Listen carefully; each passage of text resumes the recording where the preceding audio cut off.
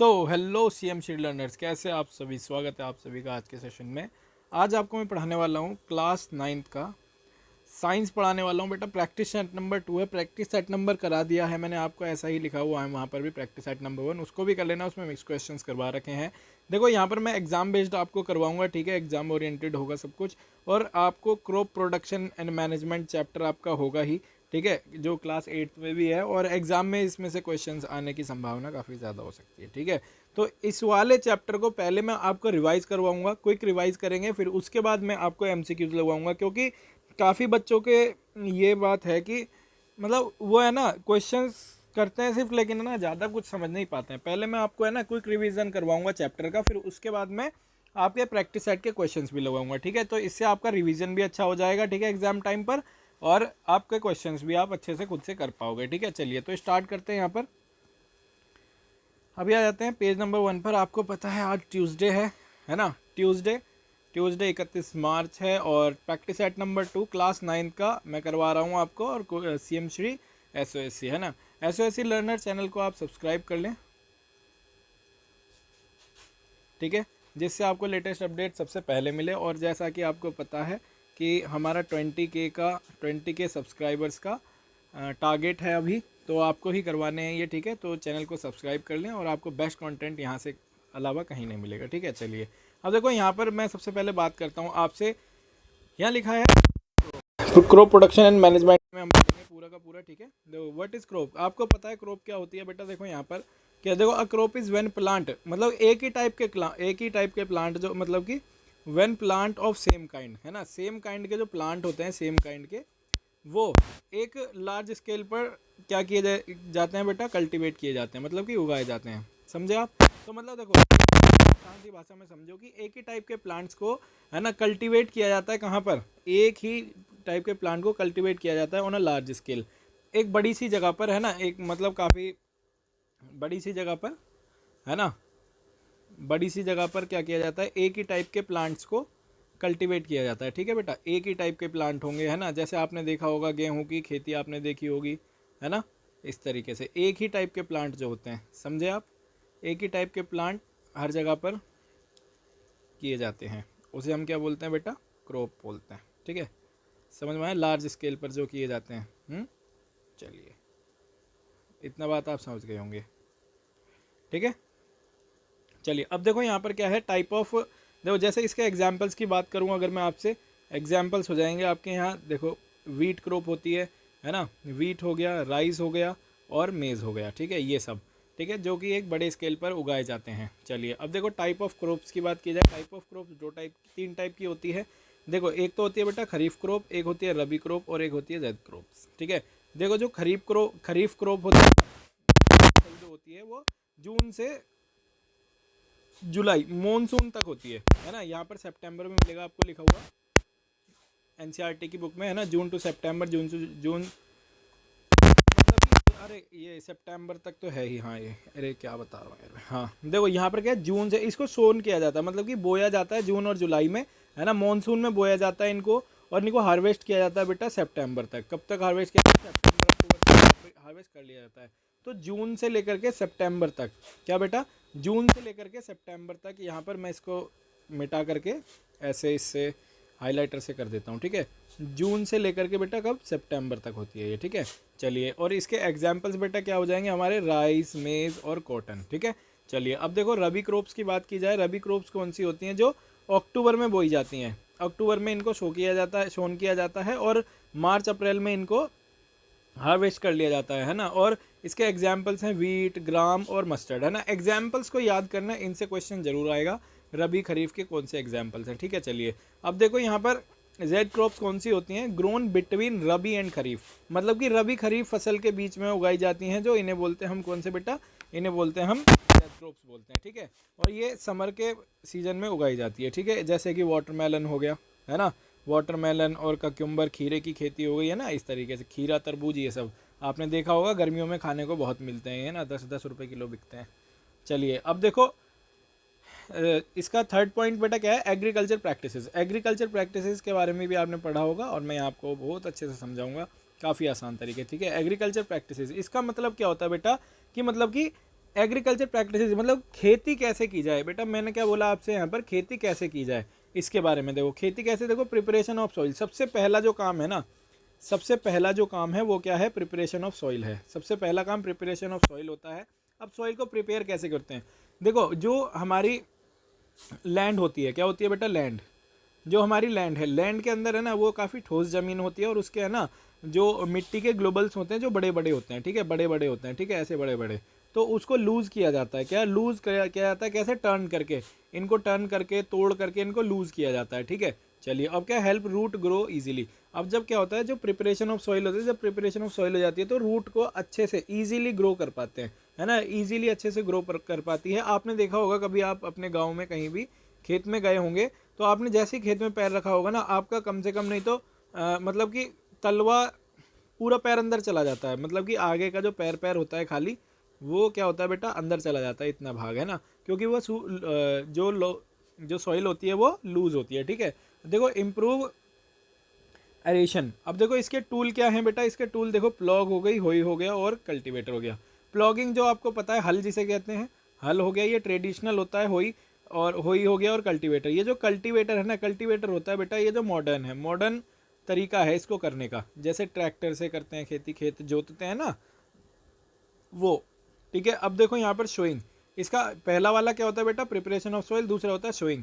Showing में बेटा क्या, देखो section of selection of good quality seeds. अब देखो भाई, देखो जब आपका खेत जो है, आपका जो खेत है वो क्या हो चुका है, अब आपकी मिट्टी क्या हो चुकी है बेटा, लूज़ हो चुकी है, जो मिट्टी हो चुकी है वो सॉइल आपकी लूज़ हो चुकी है ना खेत की।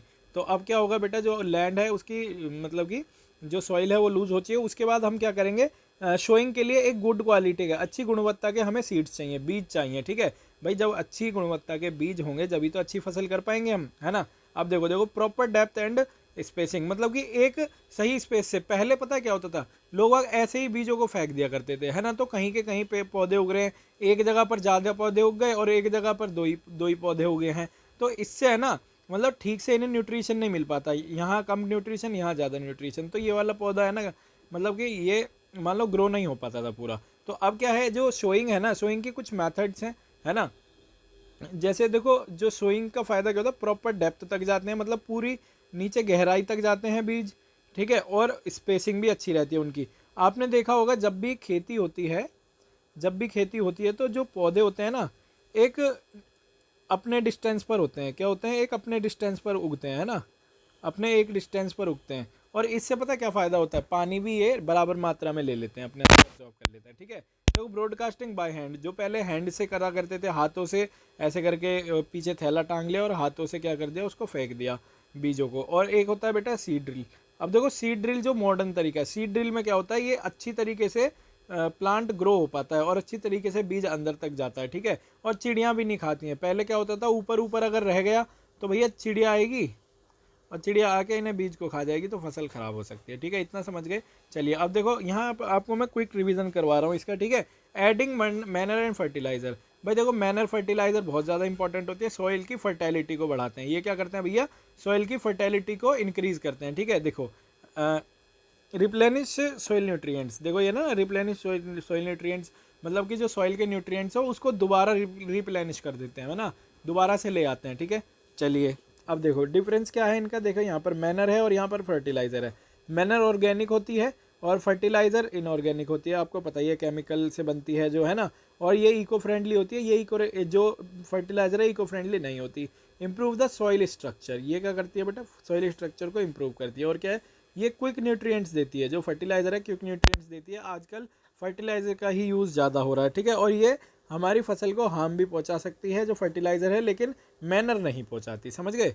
चलिए अब देखो यहाँ पर इरिगेशन, इरिगेशन की बात की जाए तो बेटा देखो supply of water to crop, है ना, मतलब कि क्रॉप को पानी सही से पहुँचाना, ठीक है, क्रॉप को पानी सही से पहुँचाना कैसे, वाटर सप्लाई होती है ना क्रॉप के अंदर। अब देखो इसके है ना दो तरीके, एक तो ट्रेडिशनल है, जैसे मोट, चैन और रहट भी होती है, क्या है, मोट, चैन और रहट होता था पहले, इससे पहुंचाया जाता था। लेकिन अब मॉडर्न में क्या है, ड्रिप आ गया, इरिगेशन आ गया और स्प्रिंकलर आ गया। इससे पता क्या होता है, जब ऊबड़ खाबड़ मिट्टी भी होगी ना तो भी स्प्रिंकलर से अच्छे से कर सकते हैं, है ना, जो, और ये ड्रिप से क्या होता है, पानी सेव होता है ना, और इरिगेशन आपको पता ही है। चलो अब देखो वीडिंग की बात की जाए, वीडिंग होते हैं जो खरपतवार कहते हैं हिंदी में, क्या बोलते हैं, खरपतवार, ठीक है, खरपतवार बोलते हैं इसको।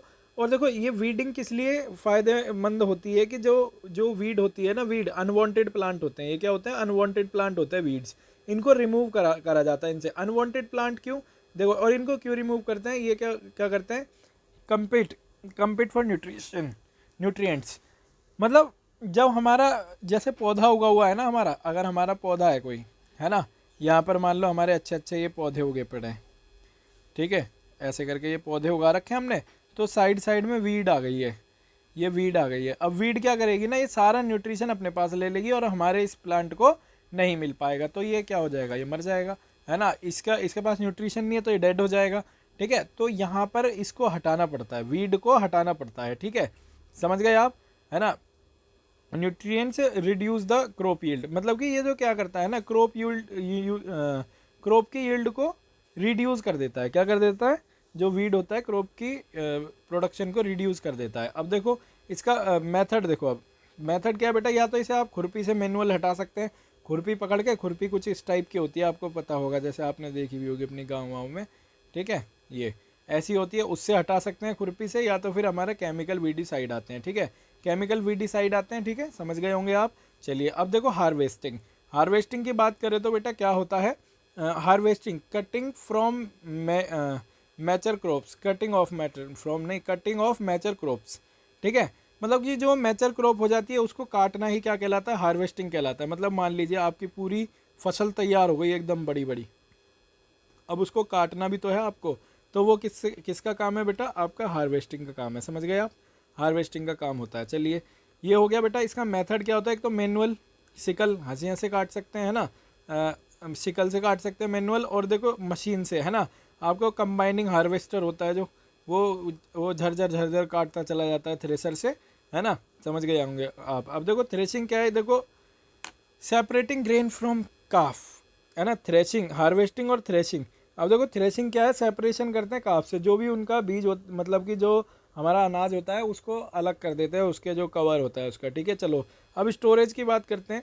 स्टोरेज में देखो अब ये क्या होता है, प्रिवेंशन होता है ना, प्रिवेंट करते हैं मॉइस्चर से, पेस्ट से, है ना, जैसे कि आपको पता है कुछ मेथड, जैसे ग्रेनरीज और सिलोज और क्या है, वेयर हाउसेज के अंदर रखा जाता है, जहाँ पे इनको मतलब सेफ करके रखा जाता है, जितने भी बोरे होते हैं गेहूं के, चावल के, है ना, धरती से थोड़ा सा ऊपर रखा जाता है, एक रैक पर रखा जाता है, ताकि इन पे कीड़े मकोड़े ना लगें, ठीक है। चलिए अब चलते हैं यहाँ पर एनिमल हस्बेंड्री के पास, ठीक है। एनिमल हस्बेंड्री बेटा देखो क्या है, एनिमल हस्बेंड्री देखो क्या है, ये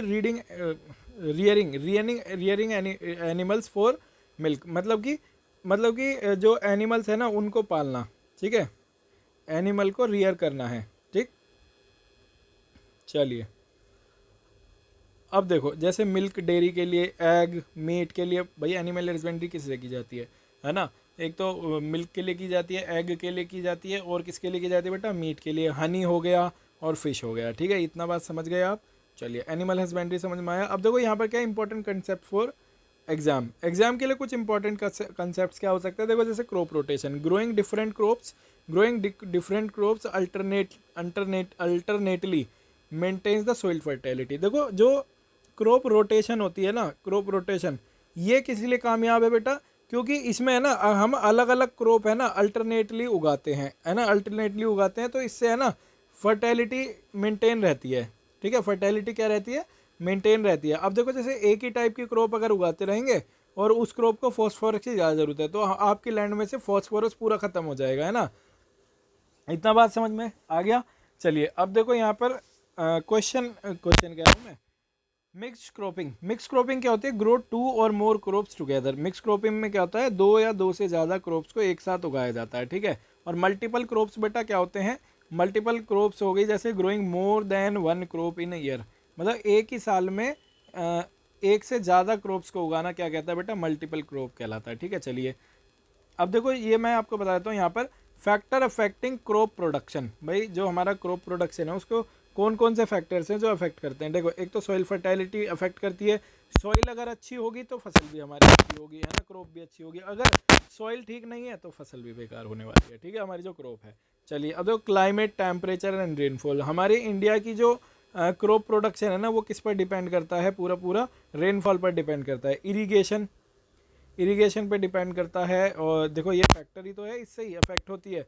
और सीड क्वालिटी, सीड अच्छे होंगे तो अच्छी हमारी क्रॉप होगी। पेस्ट अटैक, अगर पेस्ट अटैक नहीं होगा तो और सबसे अच्छी फसल हो जाएगी। ठीक है, समझ में आ गया होगा आपको।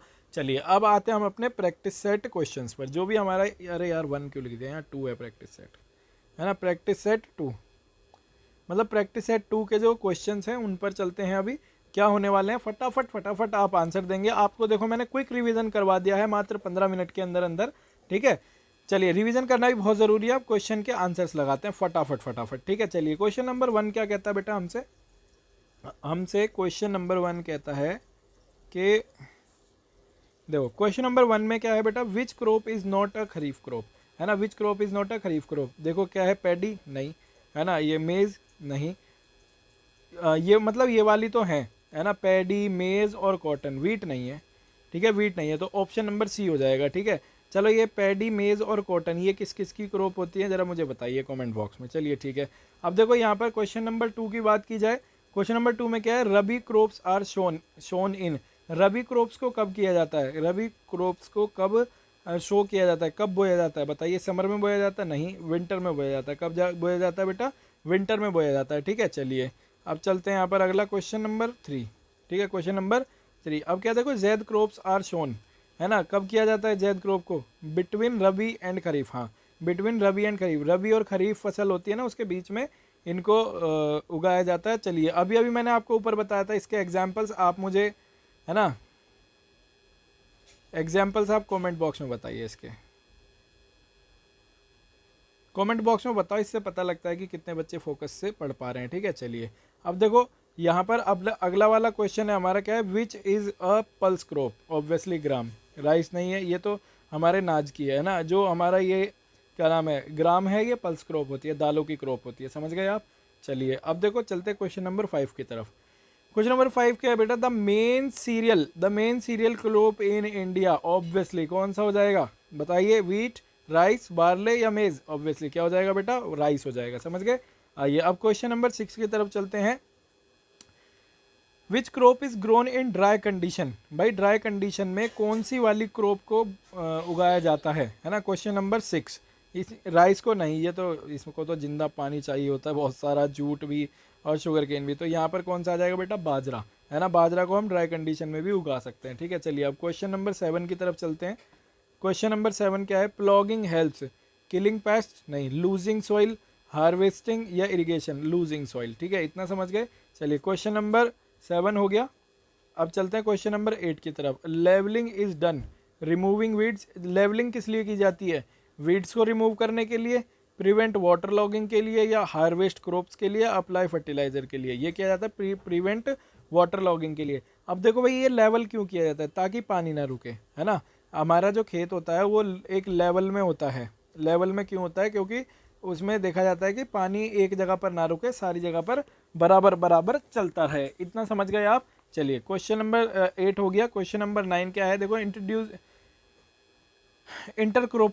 इंटरक्रॉपिंग डिफर्स, क्या बेटा, intercropping differs from mix cropping by, कैसे बेटा जल्दी बताइए, है ना, random planting, mix pattern planting, या तो फिर नो क्रॉप या ओनली वन क्रॉप, जल्दी बताइए कौन सा हो जाएगा, option number B, mix pattern cropping हो जाएगा। ठीक है, इंटरक्रॉपिंग कैसे डिफरेंट है मिक्स क्रॉपिंग से, क्या है, इसके पैटर्न ही तो है ना, फिक्स पैटर्न ऑफ प्लांटिंग। ठीक है, चलिए अब क्वेश्चन नंबर 10 की तरफ चलते हैं। क्वेश्चन नंबर 10 में क्या है बेटा, विच इरिगेशन मेथड सेव्स वाटर, कौन सा वाला इरिगेशन मेथड है जो पानी को बचाता है। अभी अभी मैंने आपको बताया था ऊपर जब मैं आपको रिवाइज करवा रहा था क्विक रिवीजन, तो उसमें कौन सा वाला था ये बेटा, जल्दी से बताइए, ड्रिप था इसमें। ठीक है, क्वेश्चन नंबर 10 का बी ऑप्शन करेक्ट हो जाएगा। ठीक है, चलिए अब क्वेश्चन नंबर 11 पे चलते हैं। Sprinkler irrigation is used for, किस लिए होता है, स्प्रिंकलर होता है बेटा ड्राई एरिया के लिए। अगर जो एरिया ड्राई है तो स्प्रिंकलर से करो तो वो अच्छे से मतलब कि मिट्टी को अच्छे से गीला कर देगा। देखो ये सैंडी सॉइल तो ये ऑलरेडी वैसी होती है। ठीक है, चलिए अब क्वेश्चन नंबर 12 में यहाँ पर हमसे बोला गया है बेटा, excess fertiliser causes, excess fertiliser causes better growth नहीं, है ना, सॉइल पोल्यूशन, हाँ जी सॉइल पोल्यूशन करती है। अगर ज़्यादा आप फर्टिलाइज़र डाल दोगे ना तो सॉइल पोल्यूटेड हो जाएगी, जिससे आपकी फसल ख़राब हो सकती है। समझ गए आप। क्वेश्चन नंबर 13, क्वेश्चन नंबर 13 में क्या है बेटा, एनपीके फर्टिलाइज़र प्रोवाइड। एनपीके क्या है, देखो नाइट्रोजन, फॉस्फोरस और पोटेशियम, ठीक है, ये वाला बात समझ गए आप। चलिए ये हो गया। अब क्वेश्चन नंबर 14 की तरफ चलते हैं। क्वेश्चन नंबर 14 में हमसे बोला है विच न्यूट्रिएंट विच विच न्यूट्रिएंट प्रोमोट लीफ ग्रोथ। कौन सा वाला, फॉस्फोरस, पोटेशियम, नाइट्रोजन या कैल्शियम, कौन सा हो जाएगा बेटा 14 का, कैल्शियम हो जाएगा। समझ में आया, सॉरी कैल्शियम कह रहा हूँ, नाइट्रोजन हो जाएगा, ठीक है, नाइट्रोजन हो गया, इतना समझ गए आप। चलिए अब देखो क्वेश्चन नंबर 15 क्या है, example of weedicide. Example of weedicide, weedicide का एग्जाम्पल क्या है, यूरिया नहीं, है ना, ये एग्जाम्पल का 2,4-D, 2,4-D इसका एग्जाम्पल है यूरिया, इसका वीडिसाइड का, इसको याद कर लेना, एग्जाम में जरूर आएगा। चलिए अब क्वेश्चन नंबर 16 क्या, alluvial soil is more suitable for. Alluvial soil किसके लिए सूटेबल है, जल्दी से बताइए। कॉटन के लिए नहीं, राइस एंड वीट के लिए। किसके रहेगा, राइस एंड बीट के लिए, वीट के लिए रहेगा, बीट कह रहा हूँ, ठीक है। Question number 17, which irrigation system is best for uneven land. कौन सा वाला सिस्टम बढ़िया है किसके लिए, अनइवन लैंड। अनइवन लैंड मतलब कि उबड़ खाबड़ लैंड के लिए कौन सा वाला सही होगा बेटा आपका, स्प्रिंकलर। कौन सा होगा बेटा, स्प्रिंकलर। चलिए इधर फ्लड लिख रखा ऑप्शन में। अब question number 18, which crop is known as golden fibre. Obviously jute होता है ये तो, ठीक है, गोल्डन फाइबर। और वाइट क्रॉप हम कॉटन को कहते हैं। चलिए question number 19, which crop, sorry not which crop, which process removes grain from stalk, है ना, थ्रेशिंग। कौन सा हो जाएगा इसका बेटा, इसका हो जाएगा ऑप्शन नंबर बी, थ्रेशिंग से। अभी मैंने ऊपर आपको पढ़ाया था, थ्रेशिंग हो जाएगा इसका, सही है। चलिए अब यहाँ पर ये क्वेश्चन नंबर 19 हो गया। अरे यार ये कहाँ चले गए, हाँ क्वेश्चन नंबर 19। अब इधर देखते हैं क्वेश्चन नंबर 20 की तरफ चलते हैं। Which is an example of intercropping. Intercropping का एग्जाम्पल क्या होगा बेटा, राइस वीट नहीं, कौन सा होगा, मेज़ और बीन्स हो जाएगा। कौन सा हो जाएगा, मेज़ एंड बीन्स हो जाएगा। इतना बात समझ में आया आपको।